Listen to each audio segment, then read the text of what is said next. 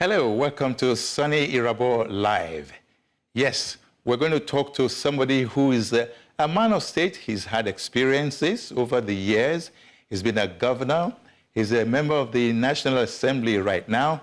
And I need to find out from him what he thinks about the goings-on in the country today. State of the nation, security, economy, you name it. We're going to talk about everything within a short spell of time. But anyway, just help me welcome distinguished Senator Ibrahim Turaki. Well, Your Excellency, you were Governor of Jigawa State, so I should say, Your Excellency, welcome to the program. How are you today? Well, I'm just a humble Nigerian, yeah. You're welcome. Okay, so now, let me throw certain things at you.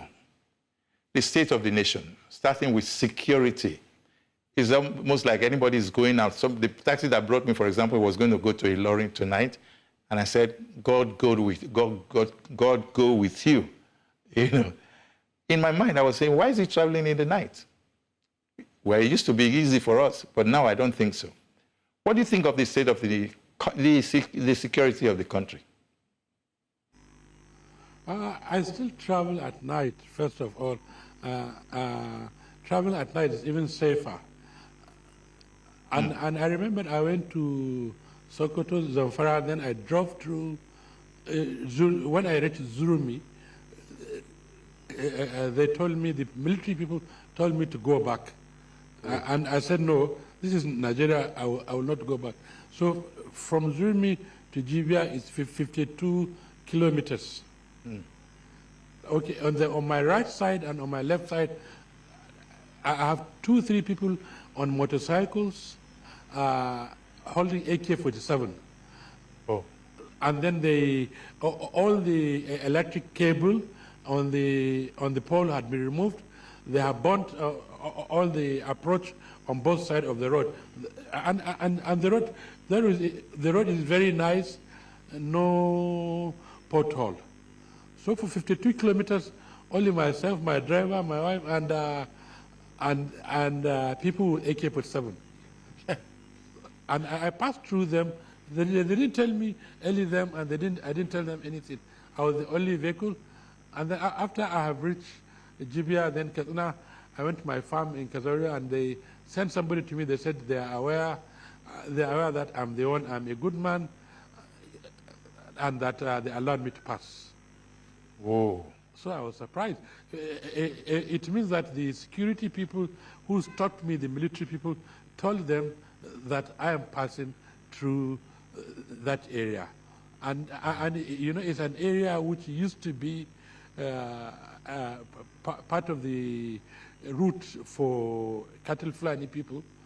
Before you see 10,000, 5,000, 3,000 cattle passing on that side. Okay. Yes. So and you know, it's a fertile area. It's like semi-forest with there's a lot of water in place.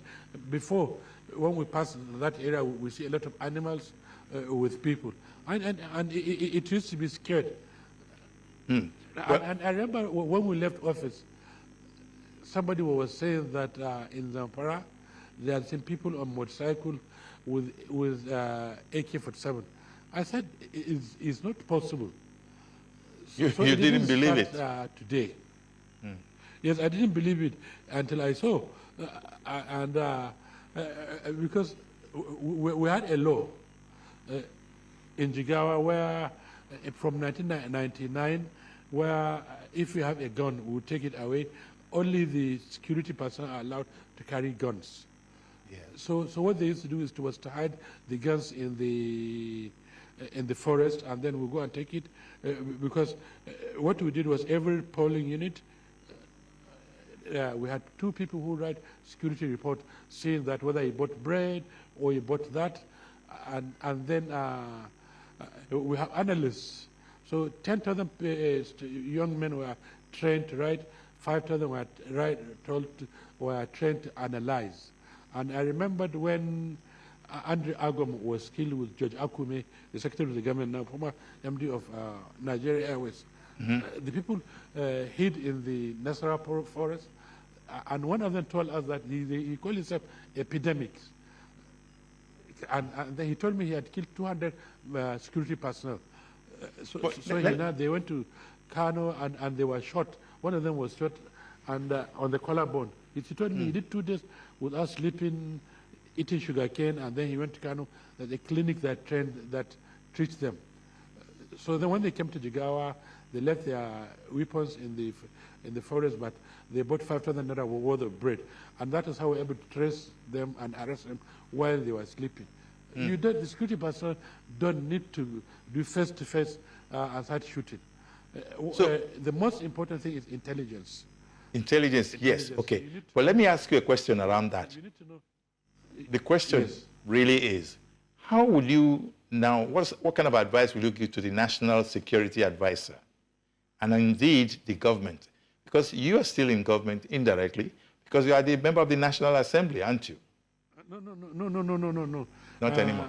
I think the National Security Advisor, I remember we had an argument when he wanted to arrest Alam Mesigia. And Yes. I told you, if you arrest Alam Mesigia on corruption, you are bringing a bigger evil that will affect oil installation. Because I remember he used to, we could call him Governor General, he would climb on the oil tanker to stop bunkering. No, he told me, no, that I was DP of Alagbon. I was finished there in 48 hours. And so, you know, the security people are trained to be security men. But I'm talking from practical experience now. Yeah. The only way is to go back to, we had a form in 1948. That was the form we adopted in Jigawa. So everything that happens, everybody, there's a report every day of the activities. Yes, and I remember this thing started with the cattle rustling also. I remember Abokarimi of Blessed Soul with PRP government stopped the Jangali. You know, with Jangali, you know, each cattle where it is. Yeah. Each cow, I remember when we were elected as in government in 1999. Yes. We did a survey. Every household, we know what you have, how you are, so that when we have a policy, we can measure whether it affects the wealth of the people. Okay.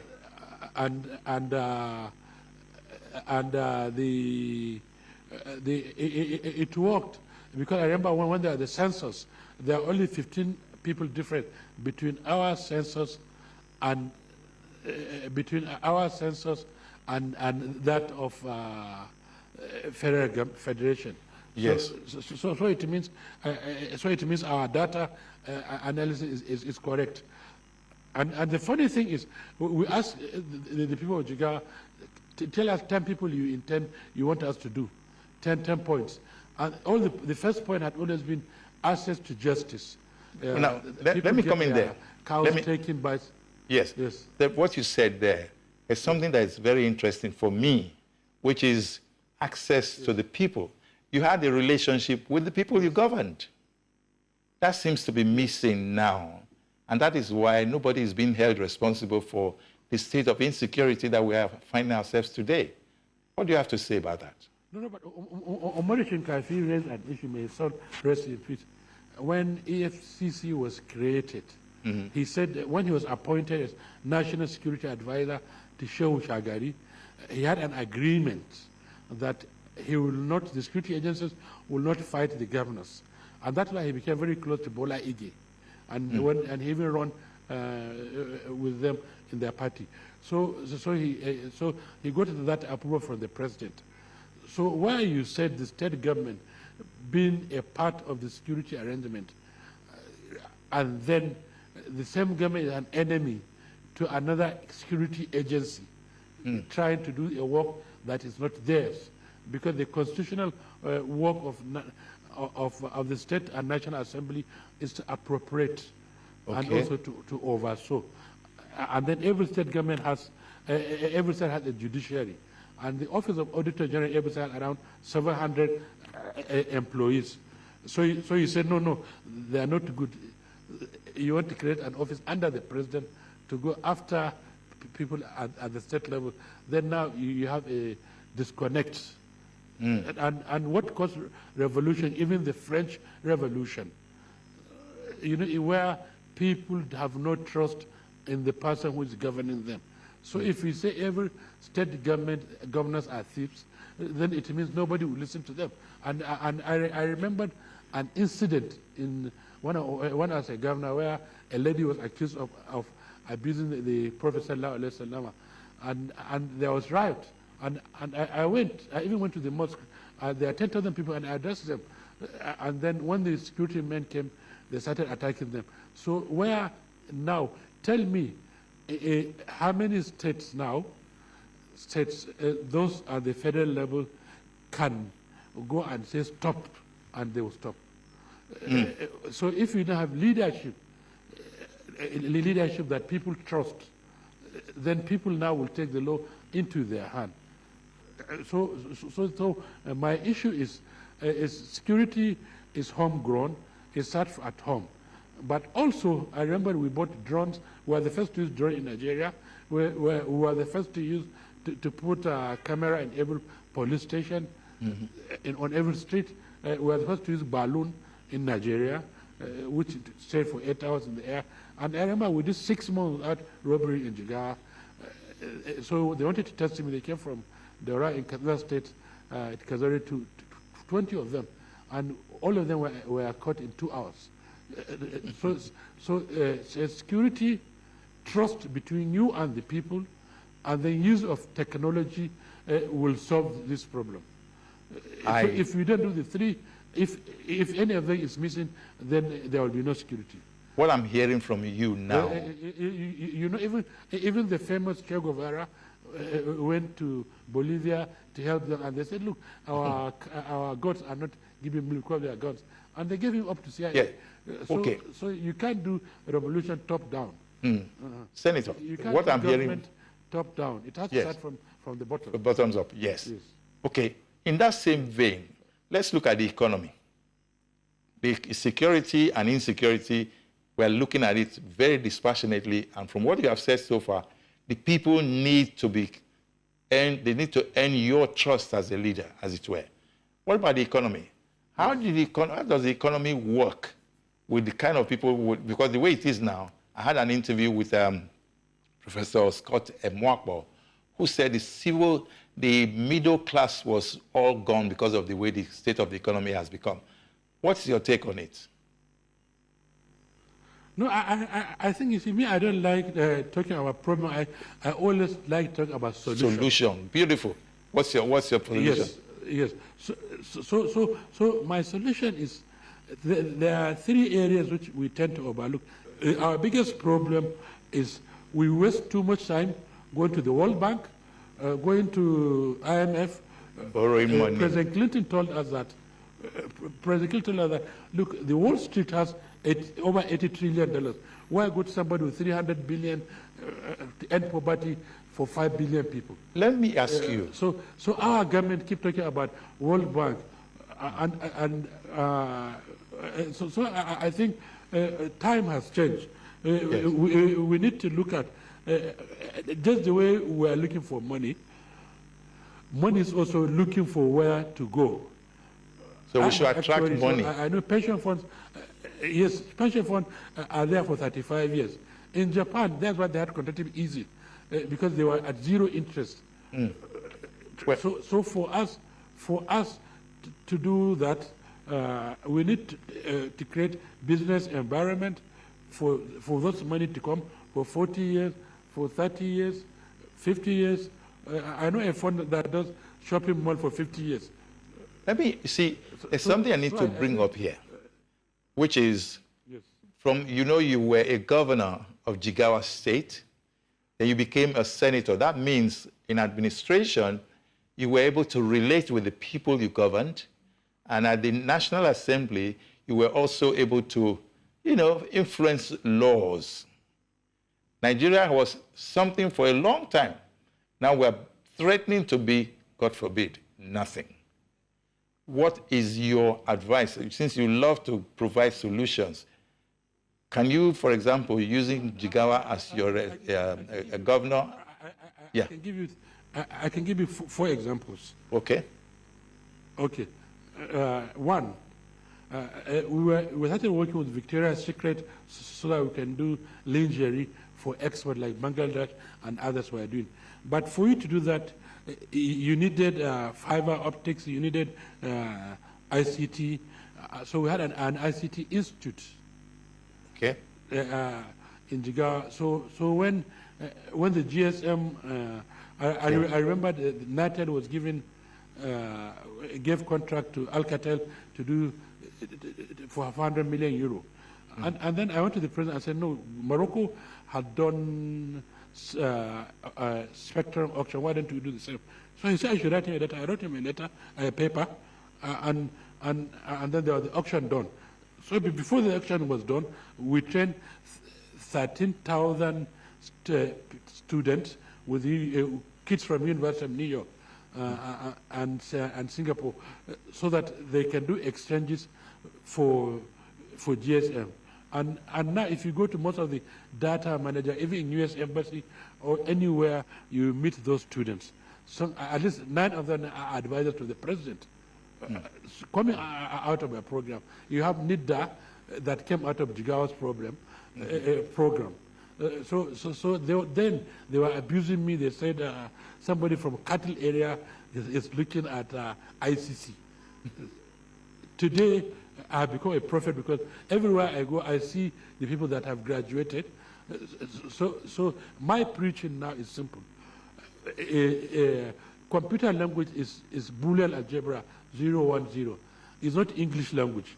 But an Indian man started his program in Indian language, Chinese in Chinese, Arab in Arab. So why don't we do programming in Yoruba, in Igbo, in Hausa, in Ijo? The only way to do it is for us to create a dictionary that will work with the, now AI is even easier, that will work with the computer language. So we can teach somebody in Yoruba to do programming in Yoruba right from the child because it's his first language. It doesn't matter because the computer language is not English.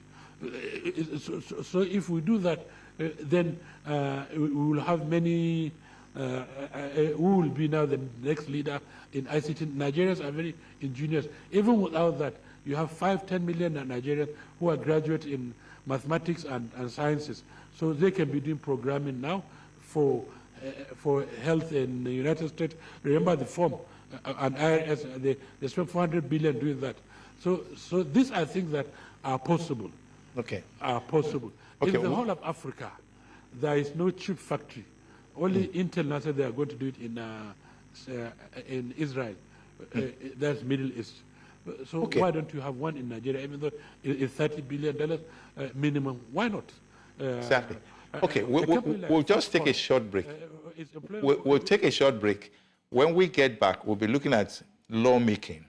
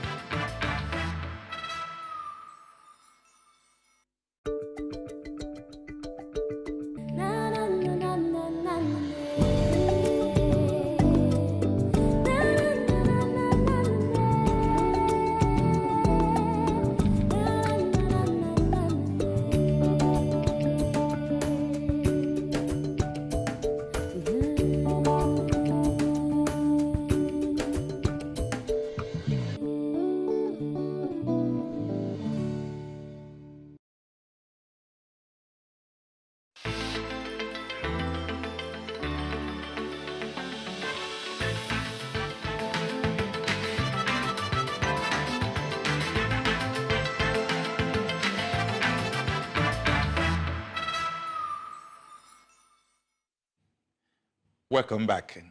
Yes, this is Soni Irabor Live, and I have with me former Governor Ibrahim Turaki of Jigawa State. Mr. Senator, sir, thank you for your patience so far again. Now let's look at two issues. Your access to governance through the presidency, how is it going? And is there a kind of relationship between the three tiers of government, judiciary, legislature, and the presidency? I think President Obasanjo answered that question before me, because you see, after the independence, the legislative arm and the executive arm were one, which was the parliamentary system. Yeah. So when Ironsi came, they abolished that. The Supreme Commander or Supreme Military Council, and even under Gawan, the executive are also the legislative body. You still have the judiciary. So the same with Murtala Mohammed. When Shehu Shagari came, that's when the presidential system came. But there was a strong party system. But after that, it went back to a long military era. So now you have the legislative arm being an apron of the executive. And then the electorate don't care about what law you make, it's how much you can affect their community. So there are a lot of ways in trying to do community projects. But what I thought we should do, before you cut me on the other one, is, you see, if I'm going to Lagos, I need to go by air or a big auto route. Okay, so like Al Gore was saying in the superhighway for ICT. So there's a lot of money on the superhighway, but there's small money to stop poverty. After all, now how much has Ukraine got from America? All over 300 billion. That's the whole budget of the World Bank. So we need to create, with our population, a working system whereby even if we make good law so that everywhere can be attracting international money together with local money saved, especially in the pension industry. A house I bought, let's say, for 8 million in 1995, today is worth 5 billion. So if we put pension money, I'm an actuary. In 2001, we started the contributory scheme, even though the PEMCON has differed now a little, because our own is final salary. So it doesn't matter how it is, but this one you're looking only at the basket of the final contribution. That's why the military, like Dambozo was telling me as a general, he retired at 1 million and now he's getting 300,000. So they opted out. The military opted out. Now the police also want to opt out. And I warned the police. I even addressed the IG and others and said you need to change it, and they didn't hear. And now the police are saying they want to pull out. So I think what we should do is to make MOLO so that we increase most Nigerians with micro pension. Say 50 million Nigerians are in the scheme. Instead of 20 trillion, maybe we have 300 trillion naira. And then we can bring another 700 trillion from outside to work with us for 40 years, develop infrastructure and other things, so that, but if we keep the same money, if we keep the same, let's say, 1,000 naira in 1995, today is maybe worth under 10 naira, or maybe 5 naira. But 90% of the pension fund money now is in treasury bills, okay, which means they are losing their value. But they have denied that they were. So I think they said they will not touch the pension funds money. No, it's not touching, but okay, it's in treasury bills. Okay. So a house you bought in 1995, the value will have increased. Million. Today it's 5 billion. So if you put in the treasury bill, even if I'm getting 20%, 1,000 naira in 1995, I can extrapolate as an actuary, will be worth 10,000 naira today. So which means if I put 8 million naira, maybe it will be 20 million or 30, but the house is 5 billion. So we need to put 60, 70% of our fund in long-term infrastructure, or like Chile did, to put 40% in, let's say, Swiss franc or US dollar, a stable currency. Because our currency in 1995 was 18 naira, today is 1,450.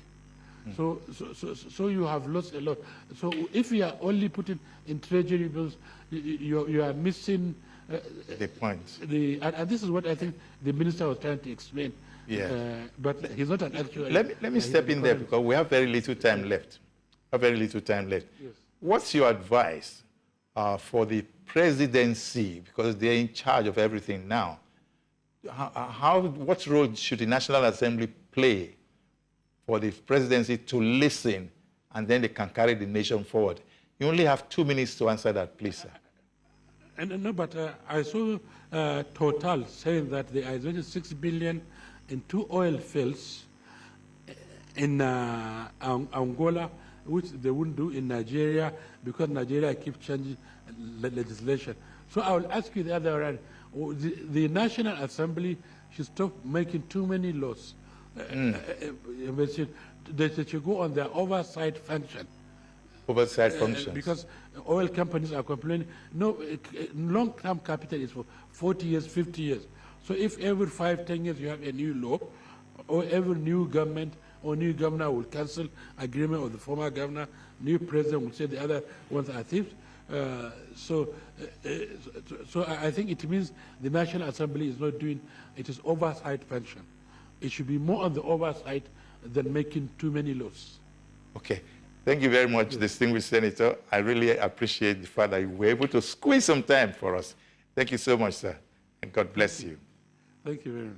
Thank you. Right, this has been Soni Irabor Live, and yes, we've heard a lot of things from the Senator today, who was formerly a governor as well, and we know there's so much to do that can bring Nigeria forward, but what role can you, the individual, play? Well, we'll be able to find that out in subsequent editions. We'll talk to some of our new guests thereafter. Welcome to Soni Irabor Live. Well, the second edition of our Zoom conversation has to do with a man who is in the diaspora. He's a cultural ambassador, and he's going to look at Nigeria in 1 year of Tinubu's administration. And of course, the recent change, believe it or not, we now are back to the national anthem of yesteryear. That was 1960 to 1978. Now it's 2024. We're back to it. However, we'll be looking at everything holistically. And then, of course, let me just welcome Ambassador Joe Ehigiamusoy. How are you, sir? You're welcome. Thank you very much, sir. It's a pleasure to be with you on this wonderful platform. Thank you. Now, we've got to, because we have less than 30 minutes or thereabout, but let's be honest with each other. How has it been with you living outside Nigeria? It's been a mixture of happiness and desired hunger to contribute my quota to the country of my birth. You still love your country, though? Very much so. How do you find the current administration? It's 1 year old, and they just celebrated the 29th of May. Well, 29th of May is Democracy Day in Nigeria, which we're all very familiar with. 1 year down the line since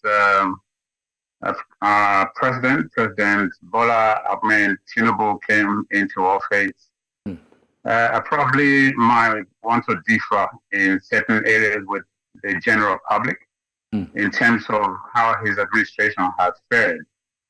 Obviously, people will have their own diverse impressions, opinions about it, but I think, he's moving in the right direction. Albeit things in certain areas might be rushed, some dragging feet, but overall, I think he's making some strides where others have failed to do same. So overall, I think his administration is one in the right direction. So on a bar of 1 to 10, if you like, 1 to 100, depending on how you want to look at it, where will you place Tinubu's administration in the past 1 year? In the past 1 year, I'd probably be saying 50%. 50.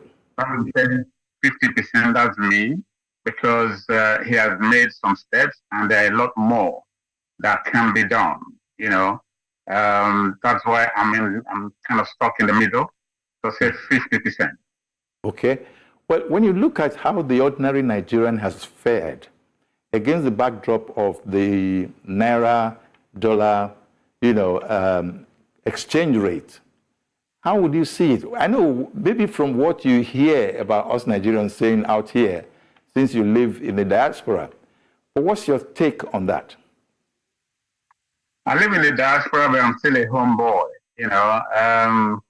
I'm very conversant with what's going on at home. I recently just returned after about 6 weeks stay.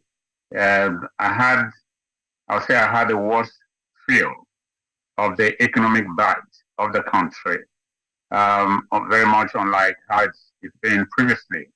But now we look at the situation with our currency, which you just referred to.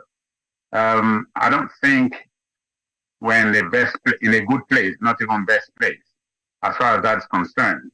Most times if I juggle my memory around back, and as far as things people also share on social media, I remember back in the late 70s, we had our currency stronger than the pound sterling of the Great Britain and Northern Ireland, where I'm domiciled at the moment.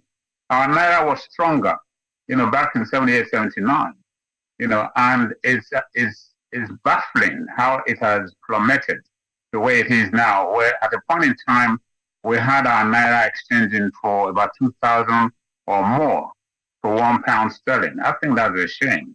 And one of the things that I believe accounts for that the government needs to take a grip of, the issue of the oil subsidy that was taken away, the fact that when producing a Sorry, can I stop you there briefly? Manufacturing. Sorry, your voice went off like 2-3 seconds. Can you just recap some of the things you said in the last 2 sentences, please? Right. So I was just saying that, where we are with our currency is not the best place, that we should be.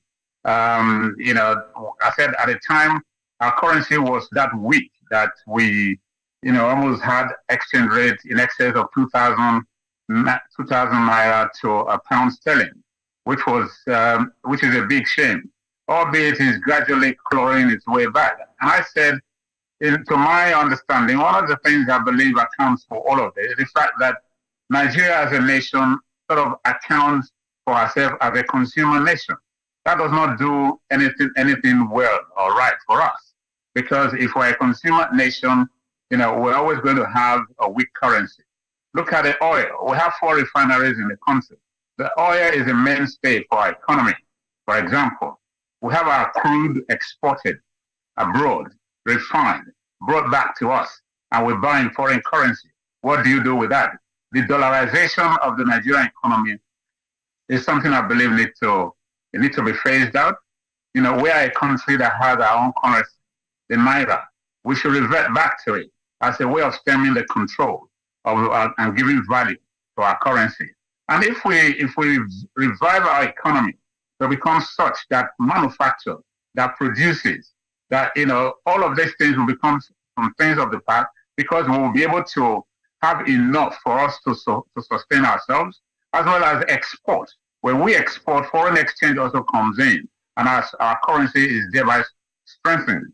So the fact that we don't do any of that at the moment, I think is one of the things that accounts for the weakening of our Naira, and as making life intolerable, difficult, hard for our people that are really very, very impoverished at the moment.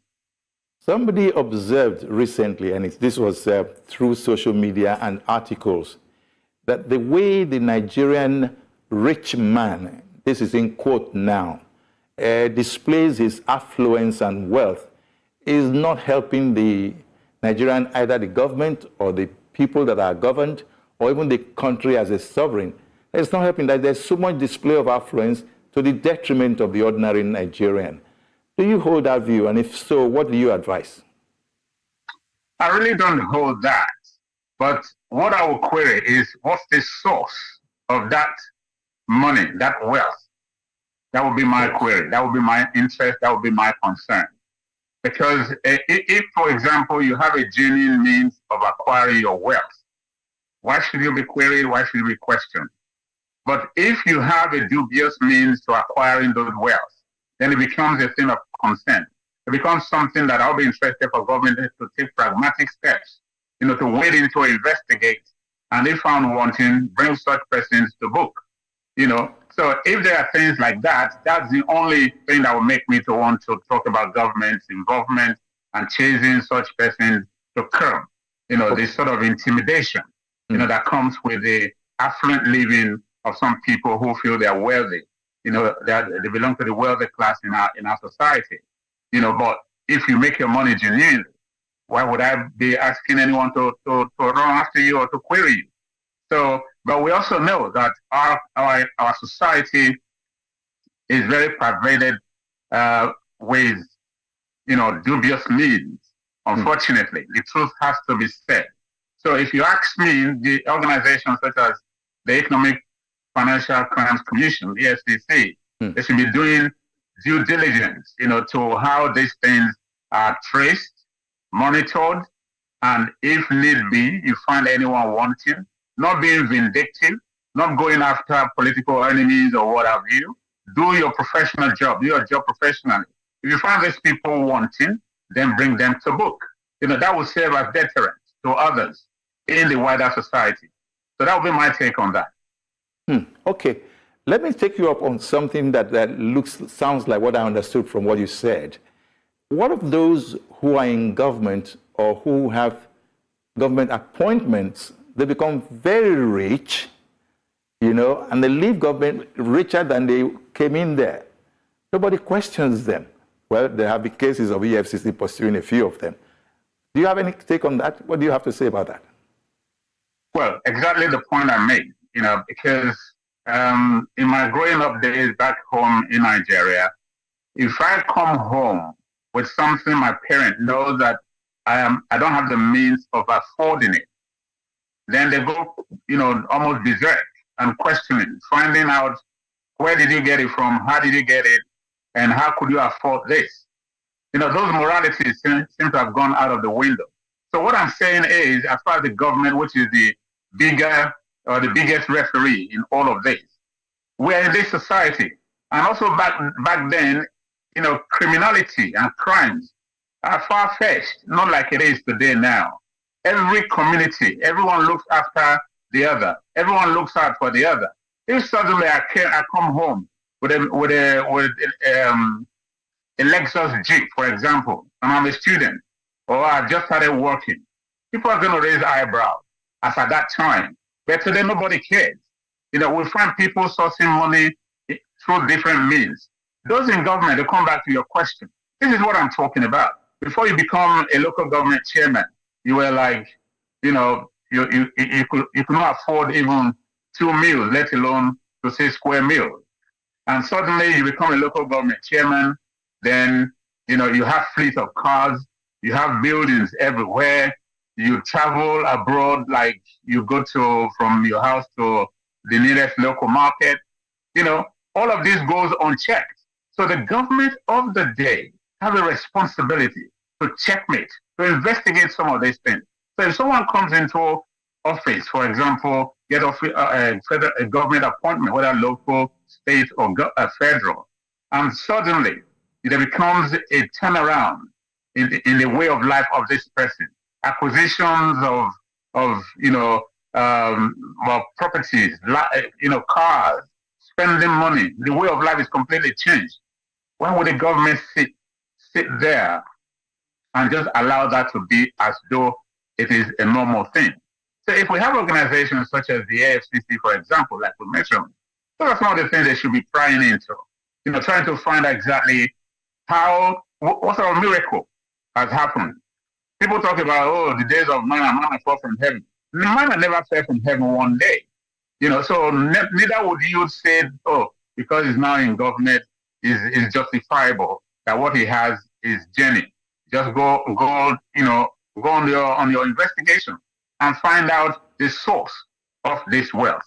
Okay? If you find and discover that it is genuinely acquired, then so be it. But if you find any smoke in the person's cupboard, then you must go after such person. Find it out, investigate it, and to the very extent you need to go to, and establish whether this has been ill-gotten wealth. And once you establish that, such persons must be brought to book, and also must be heralded, showcased, and made a spectacle of for the general public to know that this is this person, this is the source of the wealth, and the government is against it, and this is what we're doing, as a deterrent against it, so that others not just find it easy, so that when they get in there tomorrow, they emulate similar approaches and fraudulent ways of acquiring wealth. Thank you. We'll be right back. When we get back, we'll be discussing the change to the national anthem from new to old, and then back to, how do I put it? From old back to new. That's how it is. Nigeria will hail thee. And then, of course, we'll be also discussing the Nigerians, the fate of Nigerians who were sent packing in a university in UK. What happened to them? How were they salvaged or saved? And I hear the federal government tried to intervene. But anyway, we'll be back after the break.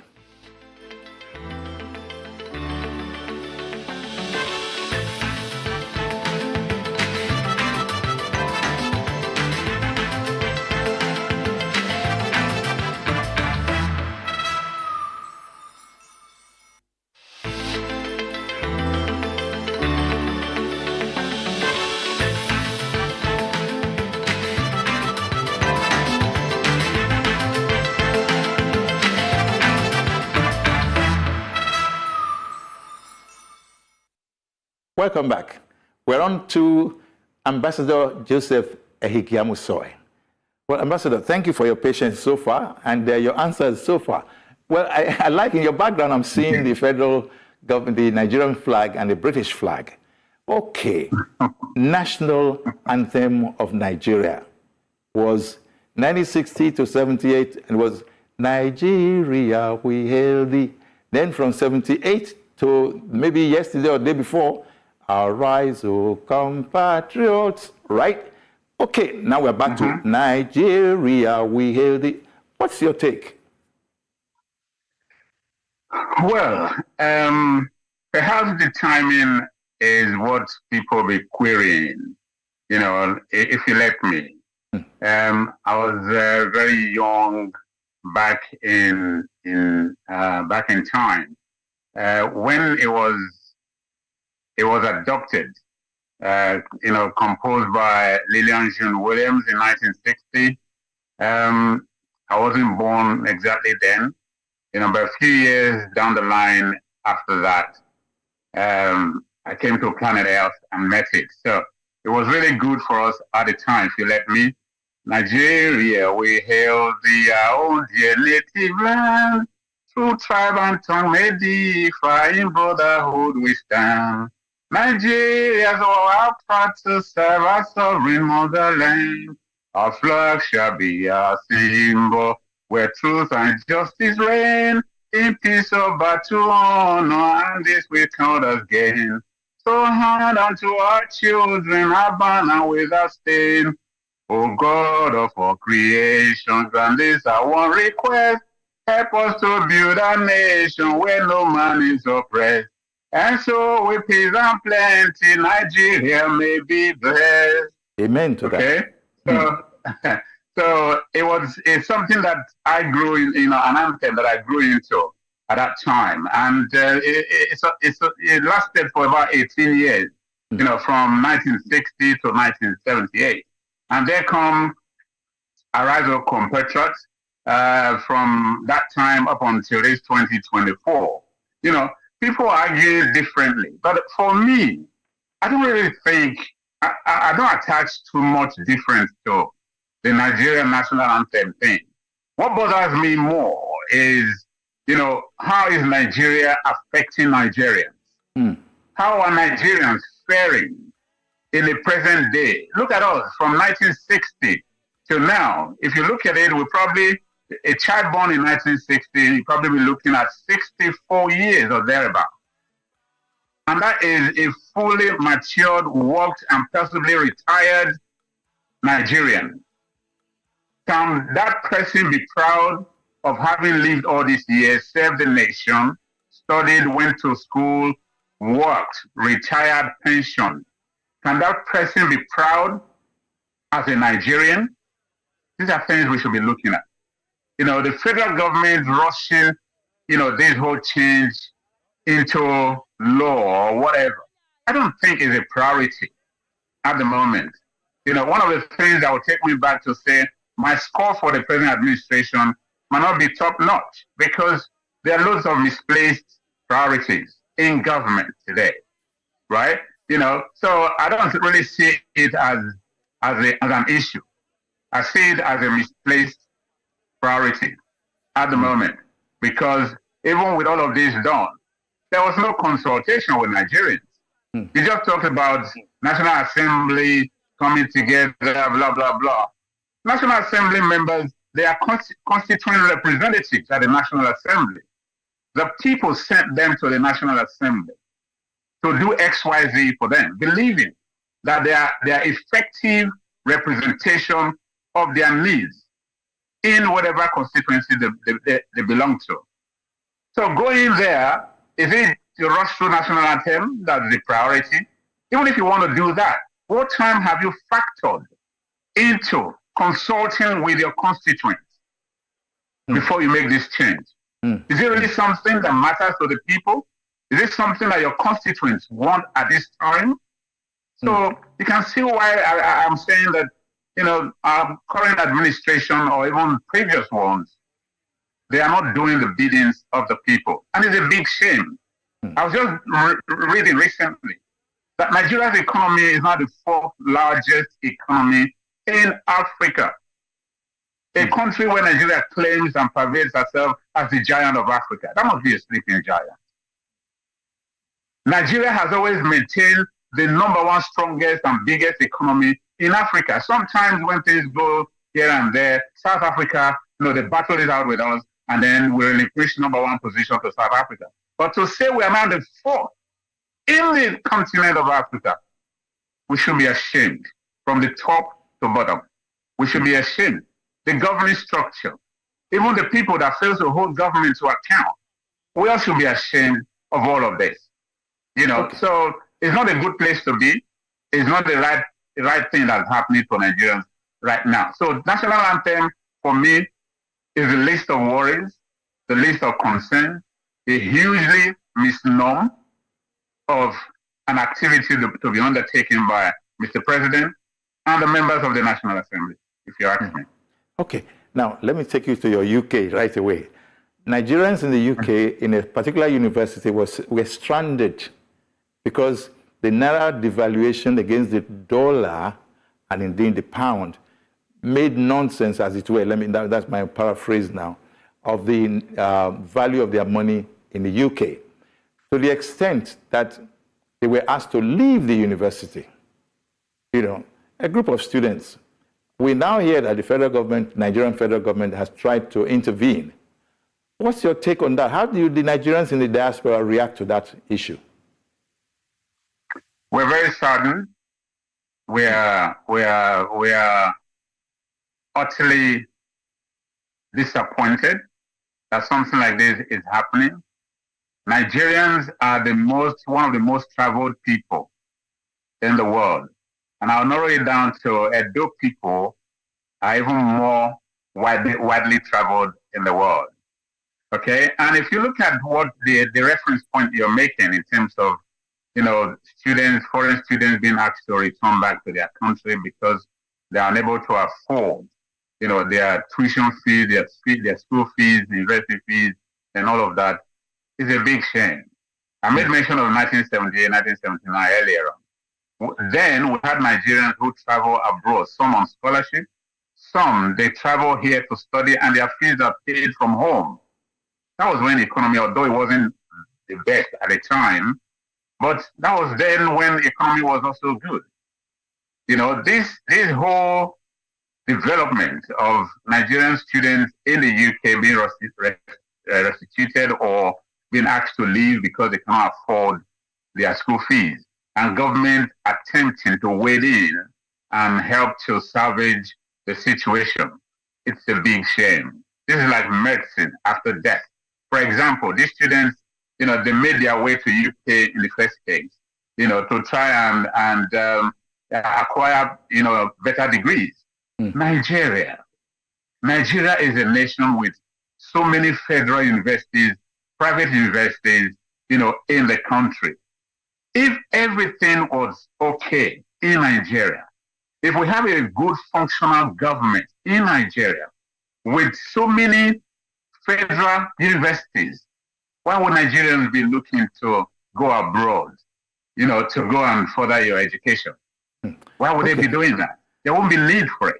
Good question. That also expands a little bit to the fact that they feel is an opportunity to seek greener pastures, because at home it's no longer green, it's probably red. Yes. Okay? Okay. So that's what I say, that it doesn't make any sense at this stage to say government is wading into it. It really gets our hearts bleeding for these people who have found themselves in such a situation. Thank you so much, sir. I've been asked to round off because time is so tight for our program. But in 30 seconds, what's your general advice to Nigeria, the leadership, the followership, anywhere? Well, I think Nigerian government as an institution need to engage the Nigerian people. They need to recognize how much poverty is in the land. They need to put up structures that can address some of the basic needs of life. Accommodation, food, shelter, those kind of things, right? Somebody cannot be serving in working as a civil servant, for example, and what you earn cannot take you to work or bring you back home. You're talking about 60,000 proposition as national minimum wage for those who even have the job. Over 70% of Nigerian youth, they are jobless. Everyone is looking for alternative means to survive. It's a failure on the part of government. So the government needs to revisit, these whole needs of the Nigerian people. Nigerians, when I was growing up, I thought we were a complex people and we're a complex nation. But I grew up over time, having schooled and know what I know today, that Nigerians are not complex at all. We're very simple people. If we find a government that can do and provide the basic needs for the Nigerian people, Nigeria will be a safe haven for everyone to live in. You'll not be seeing anyone jackpying from the country, traveling abroad to do what? Abroad that you see, I've been here for some time. I will tell you, I hunger mostly now to return back to my country and be part of the transformation, the development of my nation, of my country. All right? That's how it is in the minds of so many people in the diaspora. Unfortunately, we've not had time to delve into the diaspora element of the Nigeria state as a component.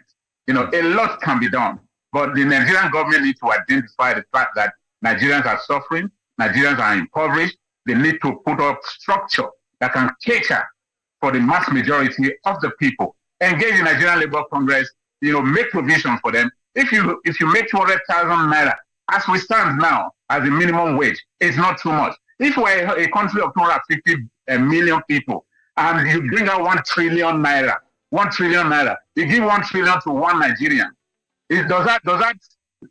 Can we even exhaust the 250 million people that we're talking about? Look at it from that angle. Let alone you find people like you talked about earlier on, affluent people who are trillionaires, no longer billionaires now. Trillionaires in the country, while the mass majority of the people are suffering. They've weaponized poverty, so much so that the people cannot talk. That is wrong. That is not good government. Government needs to have a rethink, a reapproach to governance and provide the basic needs for the people and think of manufacturing, production, and all of that. Let's return back to land. 1978, we had OFN, Operation Feed the Nation, with Obasanjo at the helm of affairs. There was abundance of food. We can have subsistence farming, from subsistence farming to cater for ourselves, and then commercial farming. We have more than enough to eat, and then export that can boost, the economy of the country. That's just one means of diversification. But we cannot continue to rely on oil. Oil is drying up. Thank you. Countries are now dealing with electric vehicles. All oil and petrol become not required. So Nigerian government and the Nigerian leaders, they have to have a rethink and be up to date with what's happening in other climes in the world. Nigeria is too big, too blessed to be the way it is now, and for Nigeria to continue to suffer the way we're suffering. We are too blessed to be cursed. That's Thank you, sir. Thank you so much. In fact, I felt your passion as we're trying to round off. Yes, Ambassador Joe Ehigiamusoi, UK-based. Thank you so much for this really, really nice, exchange of ideas and views on what is happening in Nigeria. So this is where we ended up on Soni Irabor Live. We hope to be able to invite you again at some point in time, but God bless you. Yes. A pleasure. Pleasure to have me. Thank you, sir. It's been Soni Irabor Live, and well, next week is another date, and I hope you've been able to get some messages. First, it was the Senator Ibrahim Turaki, and now Ambassador Joseph Ehigiamusoi on Soni Irabor Live today. Bye-bye now.